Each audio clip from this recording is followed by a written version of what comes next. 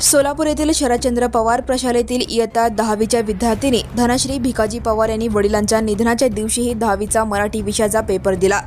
तिच्या या जिद्दीला आज यश मिळाले असून ती मराठी विषयात 65 गुणांसह उत्तीर्ण झाली आहे। 20 फेब्रुवारी 2026 रोजी धनश्रीच्या वडिलांचे दुःखद निधन झाले। घरात अंत्यविधीची तयारी सुरू असतानाही प्रशालेचे मुख्याध्यापक तानाजी माने यांनी धनश्रीला समजावून सांगितले आणि अंत्यविधी 2 तास पुढे ढकलून तिला परीक्षा केंद्रावर घेऊन गेले।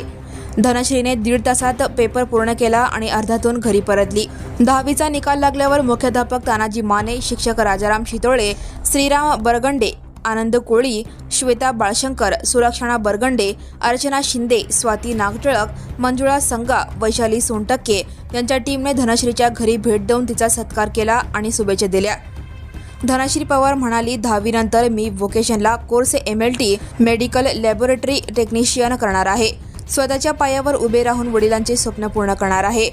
सदर प्रसंगी धनश्रीची आई सुप्रिया पवार, भाऊ विजय पवार आणि नुकतीच 12वी उत्तीर्ण झालेली बहीण वैष्णवी पवार उपस्थित होत्या। धनश्री पवारच्या जिद्दीने सर्वांना प्रेरणा दिली आहे। Now and press the bell icon. Never miss a